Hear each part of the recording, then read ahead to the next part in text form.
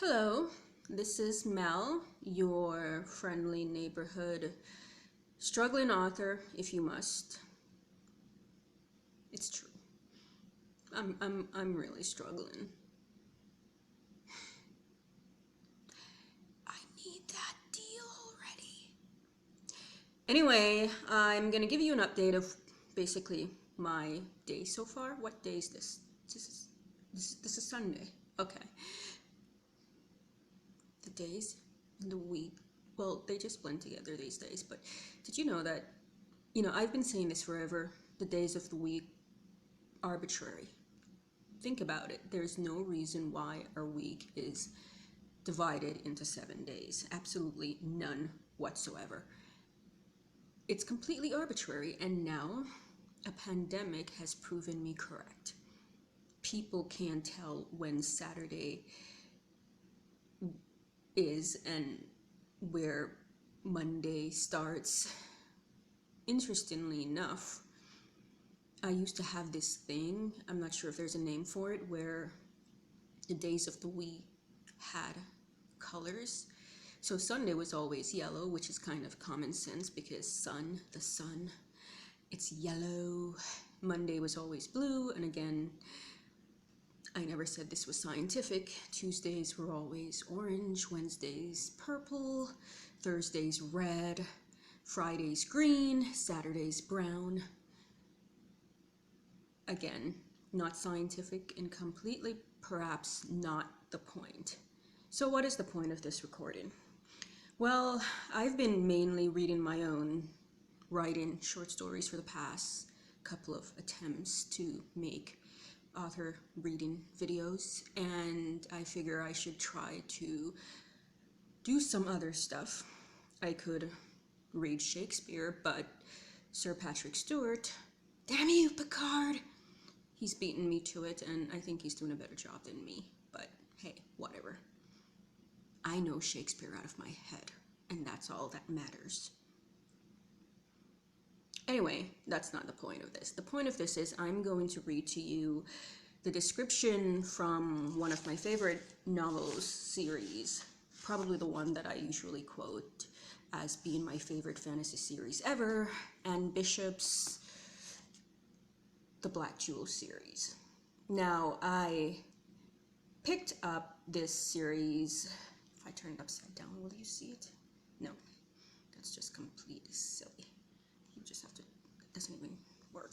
Anyway, but it's called, this is book 1, and it's called Daughter of the Blood. Daughter of the Blood by Anne Bishop, Anne with an E, Bishop. She is arguably one of my favorite fantasy authors. I discovered this series a few years ago, maybe 4 years ago, 5 years ago now. I can't remember, but I actually discovered the reprinted copy of book 2, Heir to the Shadows, which I actually don't have here, because I thought the cover image was so stunning. The main character on the cover is Janelle, who is the main character, the dreams made flesh, the heir to the shadows, so to speak, and she is the would-be witch of the realms. So for those not familiar with the series, I would classify it as dark fantasy or romantic dark fantasy, high fantasy, and the story centers on a world made up of 3 realms, and those 3 realms are linked literally and psychically by this mysterious, literally they're linked by a mysterious and massive mountain range known as Ebon Ascavi, which I think in that world translates to the Black Mountains. And these mountain ranges, I think it's a massif or caldera. I'm not a geologist or a geologist. Anyway, I think they run into the 3 realms, and the 3 realms are called Teriel, formerly known as the Light Realm. I say formerly because it's no longer called the Light Realm by the time we start book 1. Those days are past. due to a war 50,000 years earlier that essentially ravished the three realms. The second realm is Kaelir. I think it's spelled, I can't even remember now, but Kaeler, Kaelir, and that is the Shadow Realm, still called the Shadow Realm. And the third realm is literally Hell, Hell, and it's ruled by the High Lord, Satan. But it's not what you think. The author is pretty genius in this regard, in that she essentially created a world where she subverted the expectations. So the reason Teriel is no longer called the Light Realm because it's a name that doesn't suit it. Kaelir is literally the most corrupt realm of the three. It's the most violent, most primitive, most vicious. Now, how does that make sense? It's the Light Realm, right? The Light Realm is the most vicious, the most cruel, and it still has things like slavery, both sexual slavery and otherwise. It's not exactly anyone's cup of tea. And Kaelir, by comparison, is stable. The Shadow Realm is stable, certainly more stable than the former Light Realm. And the third realm is Hell, which is the most stable of the three. So imagine that Hell is the realm that's the most stable. What do I mean by stable? It doesn't have war, crime, viciousness. It's ruled by Satan and everyone respects him. And yes, in this story, Satan is actually a misunderstood good guy. He really is a good guy, but his reputation is that of Satan, and people fear him, and he's powerful. But he is actually a very good guy. And later he adopts our heroine, Janelle, and raises her as the daughter of his soul. So sweet. But, you know, in the world of Anne Bishop's Black Jewel series, the three realms don't have a name.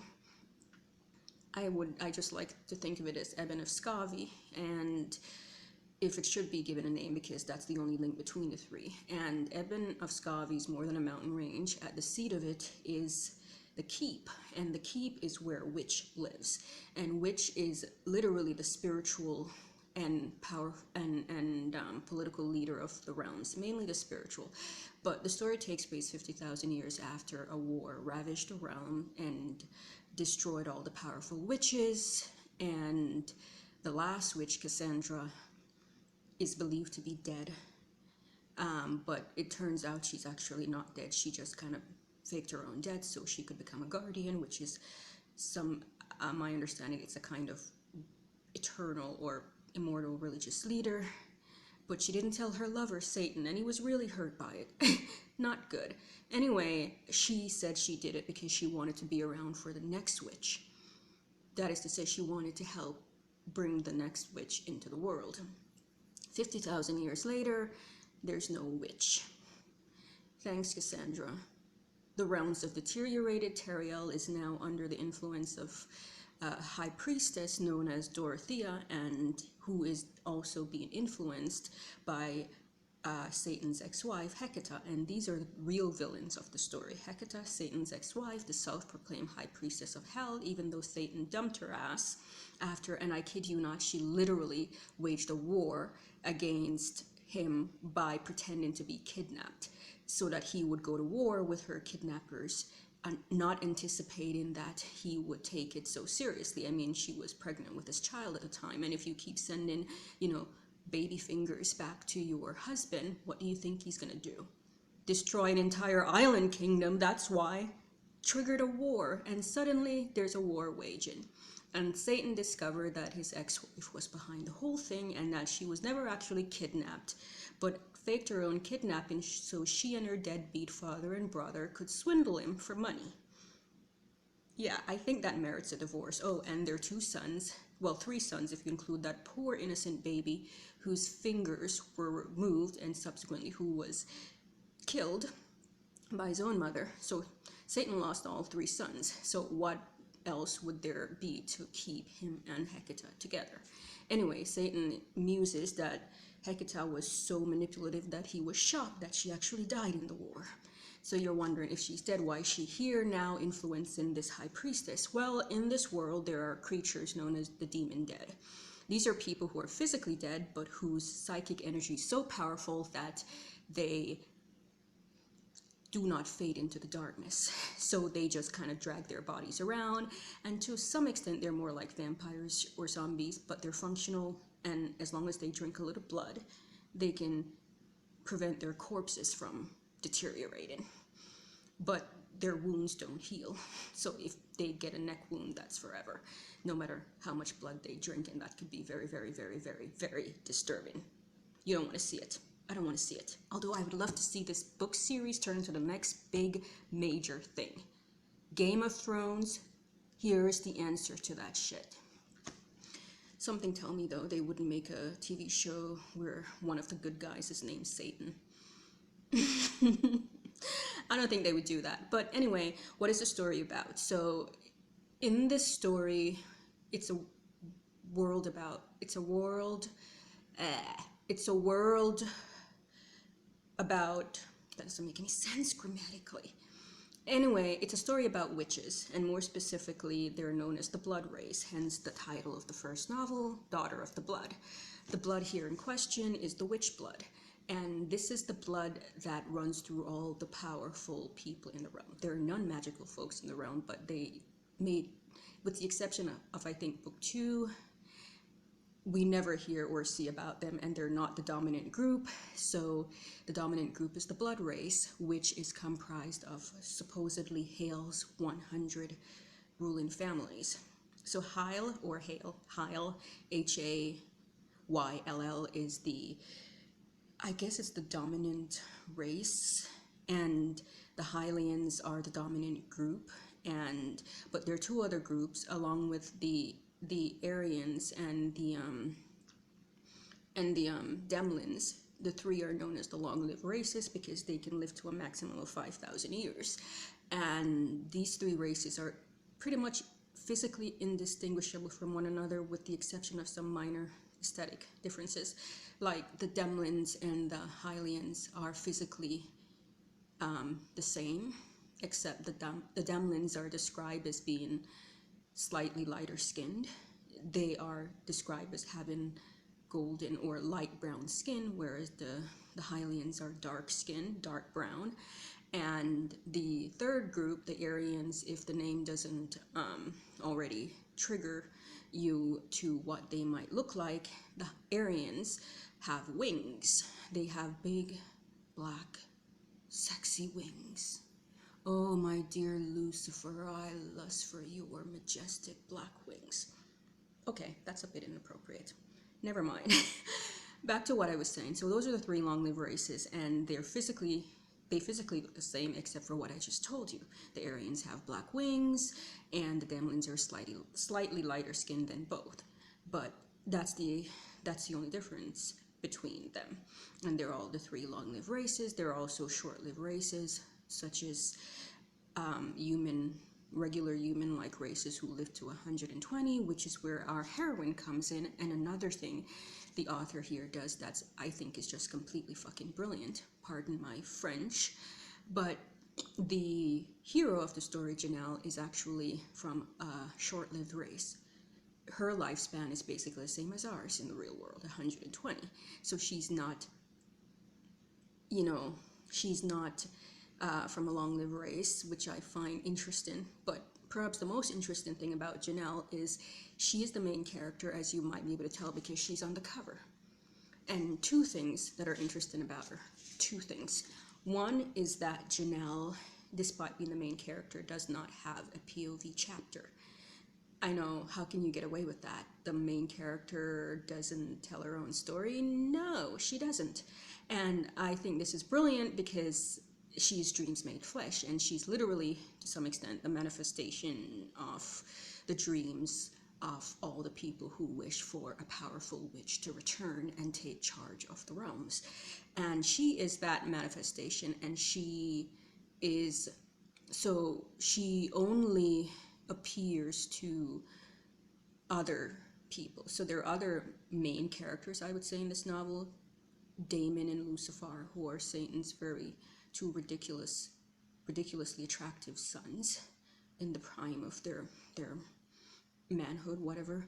And Damon and Lucifer, not to be confused with Lucifer, although I think Lucifer is just a lovely name. I mean, it means light bringer.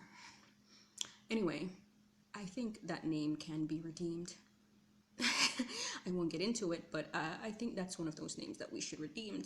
But anyway, Lucifer with a V, the author has some very interesting naming conventions. The Aryans tend to have V names. The male, their names are usually VAR endings, and the females, it's IAN, like Luthvian, who's Lucifer's mother in the story, and Lucifer and Damon are half brothers, and they're both ridiculously hot, which is kind of where I wanted to start my little ditty here. I know I rambled on, but what I was about to say was, so in this story, it was about the author's description of Damon, and this just drew me completely into this story. I know I didn't finish giving you the world building, but basically in the story, it's about the blood race, also known as the witches, and they're very powerful. And the witches, their power is channeled through jewels, hence the series title, the Black Jewel series. Black is the strongest, and white is the weakest, and there are colors in between. Opal, OPAL, is the median color between strong and weak jewels. So a green jewel is strong, but on the weak end of strong, and there's red, and then there's gray, and then there's ebon gray, and then there's black. And black is the most powerful, and in this story, however, most of the strong jewel witches have been annihilated thanks to the war and the calculated efforts of Dorothea and Hecate, Satan's ex-wife, the demon dead woman that just won't die, despite starting a war that she died in, technically. But hey, unless you kill me twice, I am still here. Anyway, the point is, so she won't die, and she and Dorothea have been, seeking out or rooting out potentially strong witches and destroying them in girlhood before they reach the strength of their true powers and challenge her. Dorothea is not a queen, and that's important to the story because it's a matriarchal society where the women rule. So there are no equivalent of a queen. There's only a queen. The highest male title is Warlord Prince, and that is below queen, but it's a noble title. And there are titles like queen, and there are different types of queens. So there's queen, there's like provincial queen, there's queens at lower levels of society, and then there's queen, which is witch, basically the ruler of the realms. And witch is the one that everyone wants to return, because the story picks up in Teriel, and that's where we find the lovely and sexy half-brothers, Damon and Lucifer. And that's where our story picks up, because Teriel is the troubled realm. And the story itself centers on the girl who would become witch, Janelle. And I was going to tell you I already did. I told you one of the ways that the author wrote this character in an interesting way by not giving her a POV. So she only appears through the POV of the other main characters, and that's how we know what's going on with her. And I think that's brilliant because it keeps her mysterious, which is how the author clearly wanted it. She wanted Janelle to be mysterious, and by what better way than by keeping us away from her actual POV and only giving it to us through her interaction with other people, what is often referred to as the dreamers. So these are the people we care about, and these are the people who are the strongest of the dreamers, who also just happen to be the strongest witches. So in this, that's the second way that she's the first way that she's interesting. The second way is that Janelle is a Black Jewel witch, which is, yeah.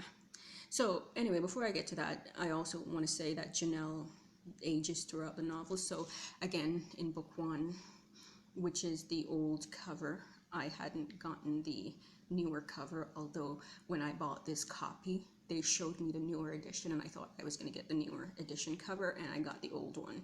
But the idea is she's a child on this cover, and when we meet her, she's 5 years old, and when we when by the time book 1 ends, she's like 12 years old.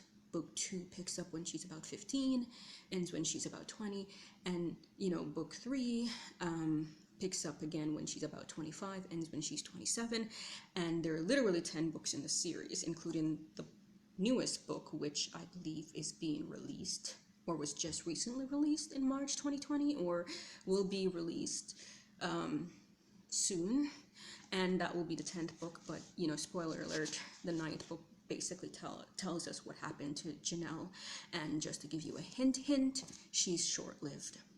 Anyway, but obviously the newest book hints that somehow she's still in existence, which is completely understandable if you read the series. So there's a central trilogy, Daughter of the Blood.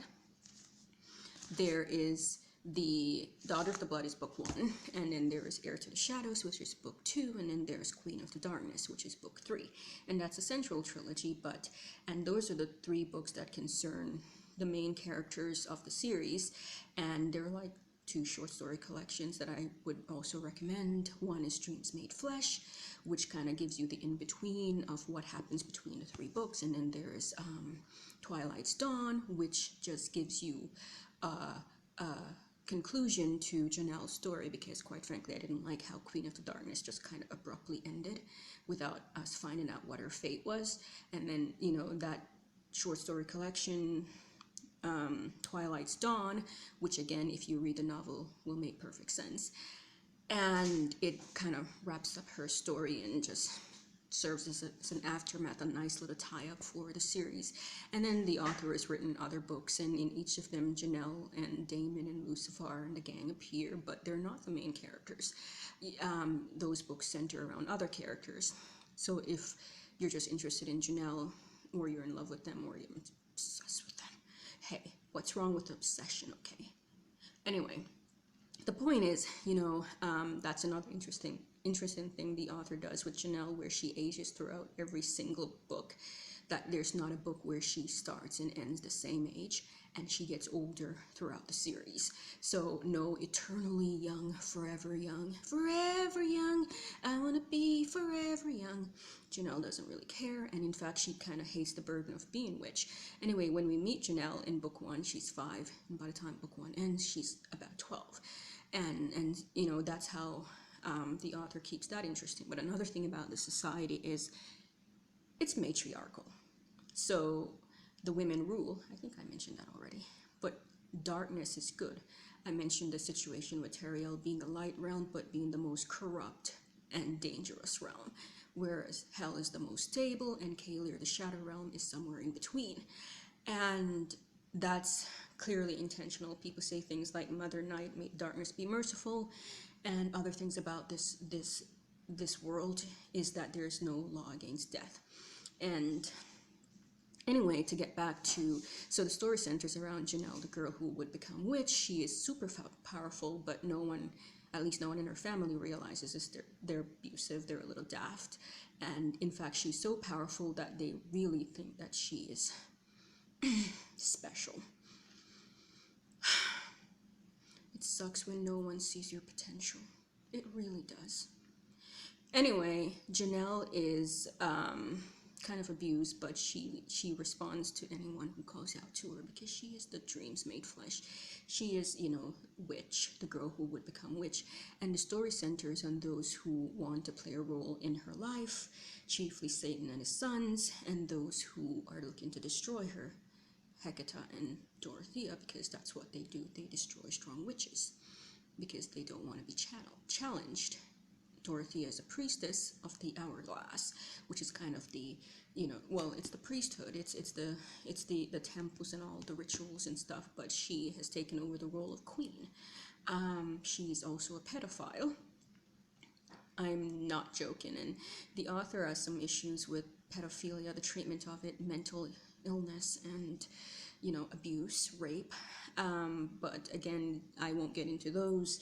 You can read them for yourself and figure out if this is something you can tolerate, but you can still love something and criticize it. So Janelle's life plays out in these books, in particular 3 books in the 2 short story collections, and Yeah, I think I've kind of, yeah. Jewels are power. Magic is channeled through the jewels, and black is strongest, and no one has black because all the powerful witches are dead, and black is not a birthright jewel.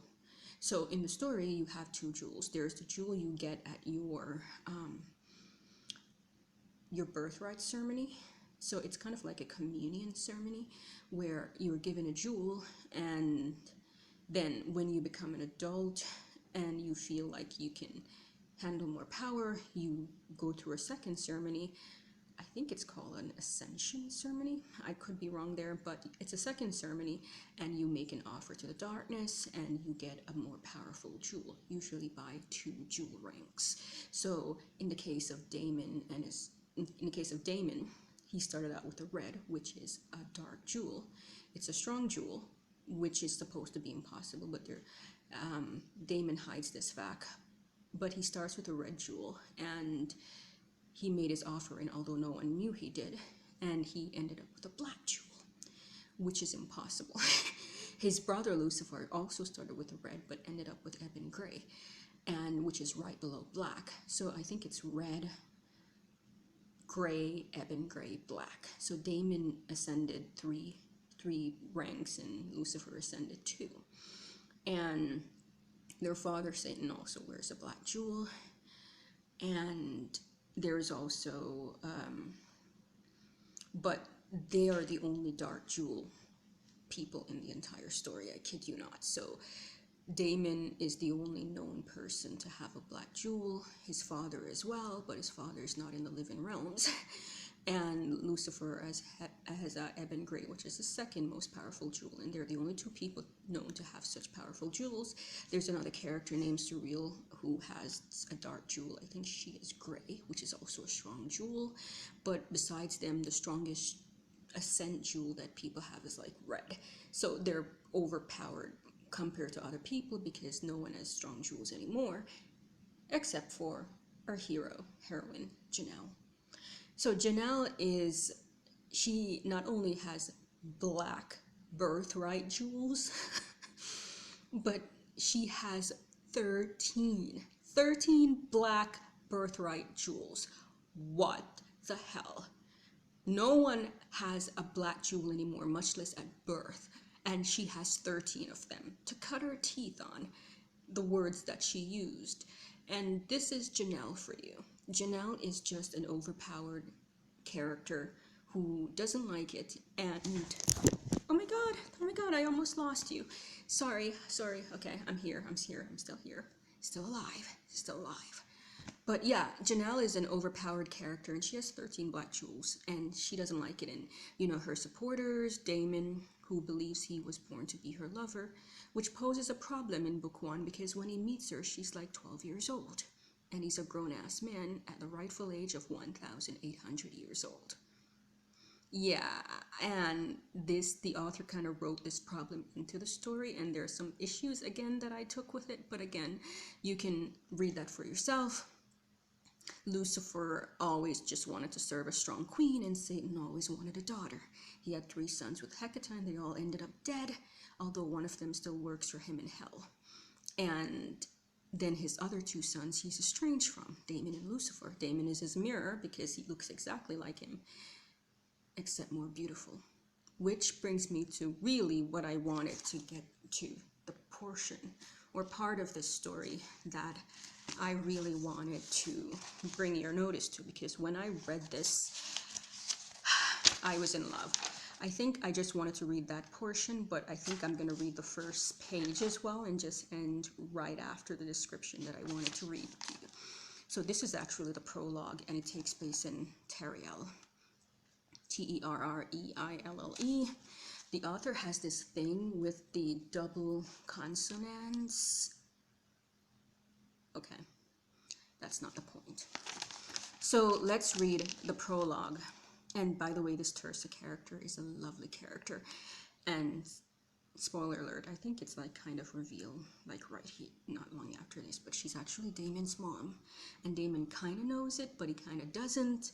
But he takes care of her anyway. And then when the truth comes out, he's like, yeah, I kind of knew it.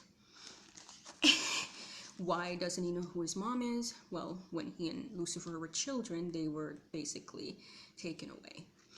And his mom is mentally ill.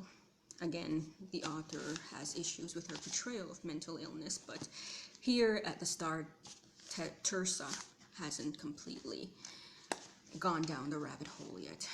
That's a cringe-worthy way to put it. My apologies. So here goes. I am Tirsa the weaver, Tirsa the liar, Tirsa the fool. When the blood-jewel lords and ladies hold a banquet, I am in the entertainment. I am the entertainment that comes after the musicians have played, and the lightsome girls and boys have danced, and the lords have drunk too much wine, and demand to have their fortunes told. Tell us a story, weaver, they yell as their hands pass over the servant girls' rumps, and their ladies eye the young men and decide who will have the painful pleasure of serving in the bed that night. I was one of them once, blood as they are blood. No, that's not true. I wasn't blood as they are blood. That's why I was broken on a warlord's spear and became shattered glass that only reflects what might have been. It's hard to break a blood-jeweled male, but a witch's life hangs by the hymenal thread. And what happens on her virgin night determines whether she's whole to practice the craft, or becomes a broken vessel forever aching for the part of her that's lost. Oh, some magic always remains enough for a day-to-day living in parlor tricks, but not the craft, not the lifeblood of our kind. But the craft can be reclaimed if one is willing to pay the price. When I was younger, I fought against that final slide into the twisted kingdom, what the author calls madness. Better to be broken and sane than broken and mad.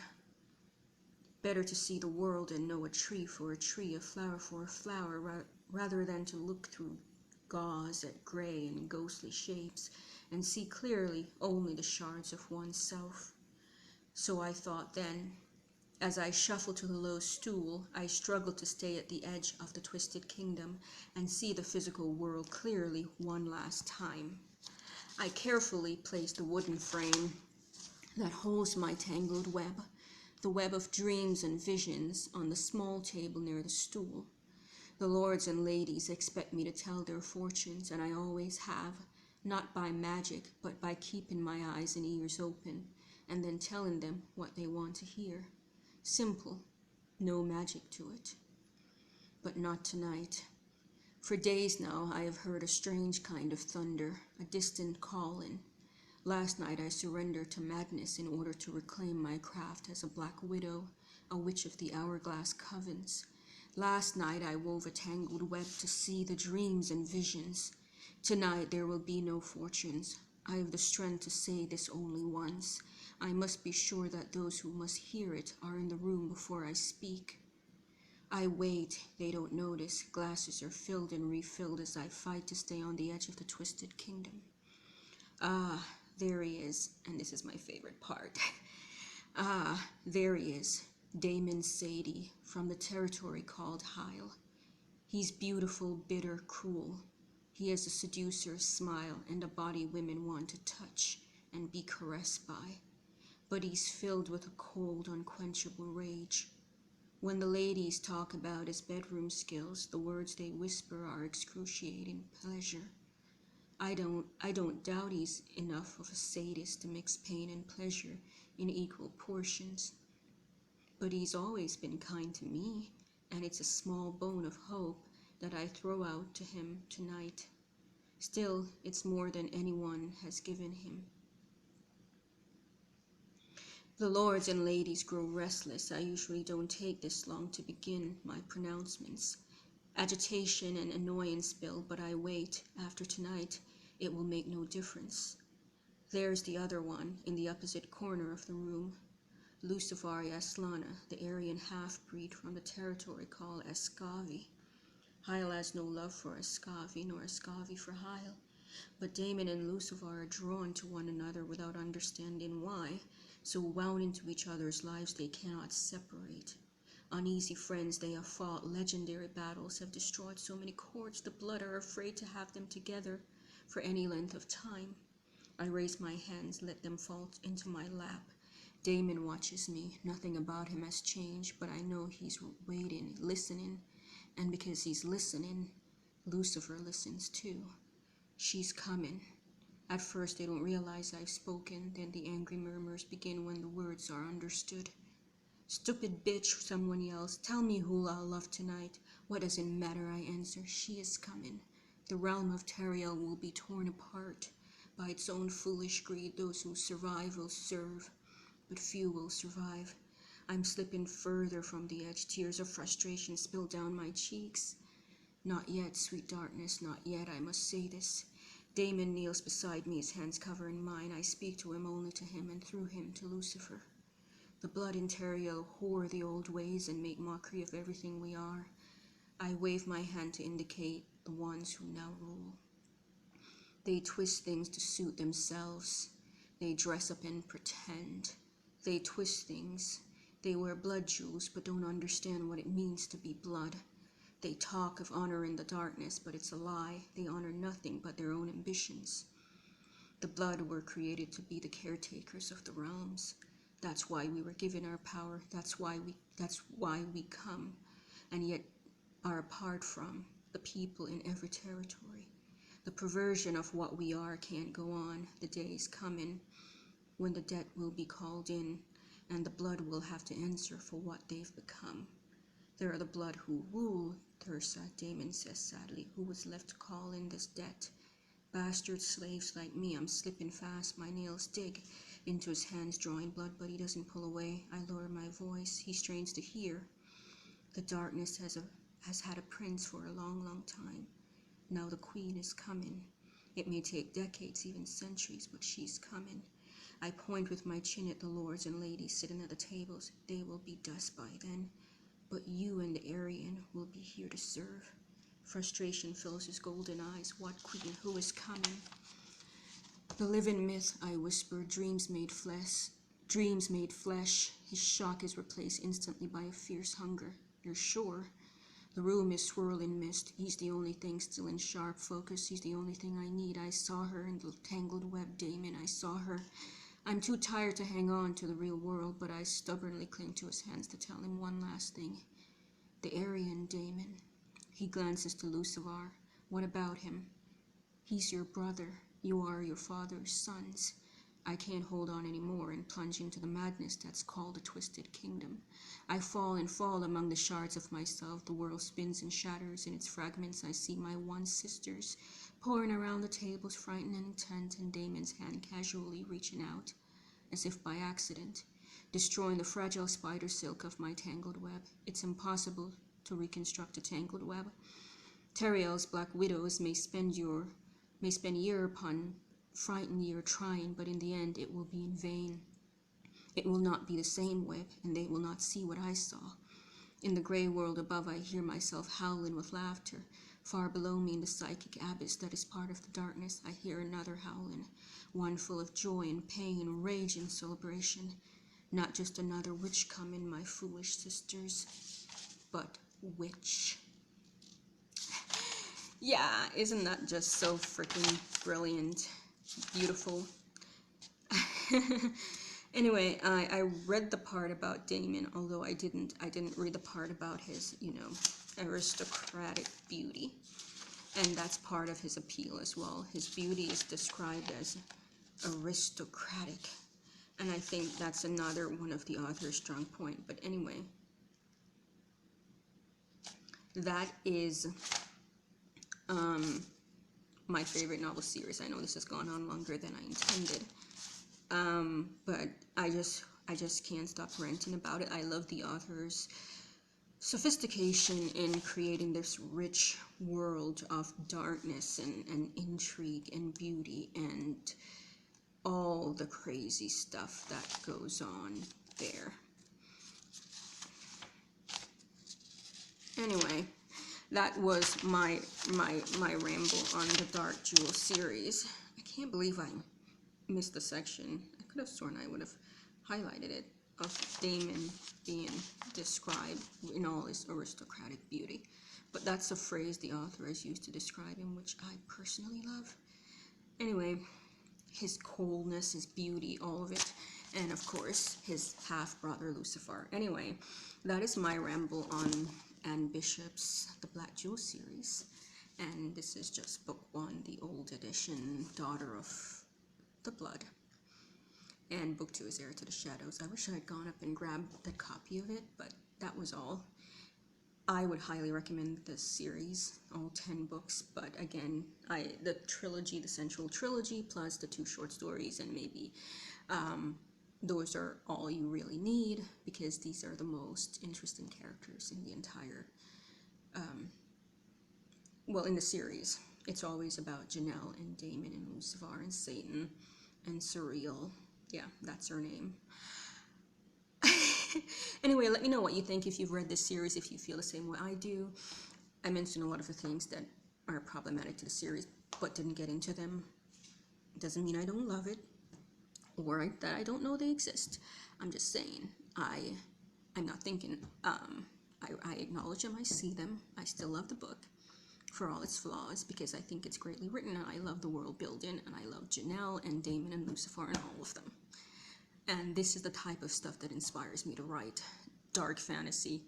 And you may, if you get the chance to, well, you kind of do, if you listen to my reading or go to my website at kmmauthor.com, under works and then Chachkas, there's a short story there called The Midnight Queen. And I just did a reading on it, which you can find, I believe, on my YouTube channel. And it may also be on my Instagram. I don't know. Look, I'm new at this, okay? What do you want from me? Anyway, but it's definitely on my website and my script account, which you can, again, read. And you can, you can clearly see where I was inspired by this rich, dark fantasy, high fantasy world of intrigue and lovely darkness and sorcery and magic. That's definitely where I got it. And Bishop, thank you, thank you, thank you, thank you. And yes, producers in Hollywood, don't make me come there and do your damn job for you, okay? Don't let me do your job for you. This series has everything, and it needs to be made. And I don't care if you don't like that one of the good guys is Satan. Then change his name. Anyway, I'm done rambling. This has gone on long enough, and really, it's just going to get awkward from here on out. This has been Mel. Thank you.